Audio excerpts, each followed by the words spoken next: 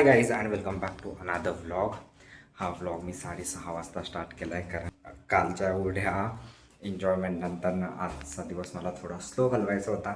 त्यामुळे मी 8:30 वाजता उठलो. त्यानंतर माझी एक फ्रेंड बेंगलोरवरनं येणार होती, तर मग तिला भेटण्यासाठी मी गेलो होतो एरो मॉलला. तिथे बराच वेळ गप्पा झाल्या, खूप काही आहे जुन्या आठवणींना उजाळा दिला. आणि त्यानंतर तिथेच पिझ्झा एक्सप्रेसमध्ये पिझ्झा खाल्ला. Than she again depart for the Bengaluru and me return आलो आहे.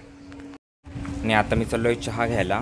आणि आविष्कारचा फोन आला होता. तो बोलला की जलेबी फाफडा आणून ठेव, मला खूप भूक लागली आहे, आज काहीतरी चांगलं होऊयात. आविष्कारसाठी जलेबी फाफडा तर काही भेटला नाही आहे, कारण जिथं आम्ही जलेबी घेतो ते दुकानच बंद होतं.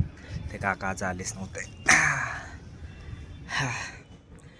वॉट अ कॉन्सर्ट गाईज कालचा. मी लिटरली एक्सपेक्ट केलं नव्हतं, कारण मी जेवढे दर्शन रावलचे गाणे ऐकले होते ना, त्यातले खूप कमी मला असे एनर्जेटिक वाटले होते. आणि म्हणजे आहेतच, आणि खूप सॅड सॉन्ग किंवा ब्रेकअप सॉंग्स तो गातो. पण काल जे ॲटमॉस्फिअर सेट केलं होतं ना भाईने, कडक बाप लेवल होतं भाई.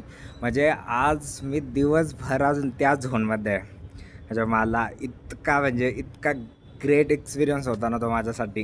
काल मी 11 वाजता रूमवर आलो होतो रात्री, आणि RCB vs MIची मॅच चालू होती. एकदम थ्रिलिंग मोमेंटवरती चालू होती, आणि मी त्यावेळेस ती मॅच लावली. भाई काय थ्रिलर होता तो, म्हणजे तो कॉन्सर्ट आणि त्याच्यानंतर मॅच. म्हणजे मला असं झालं होतं माझा ग्रेटेस्ट वीकेंड असेल हा. म्हणजे एवढं मी एका दिवसात एन्जॉय केलं आहे की बस.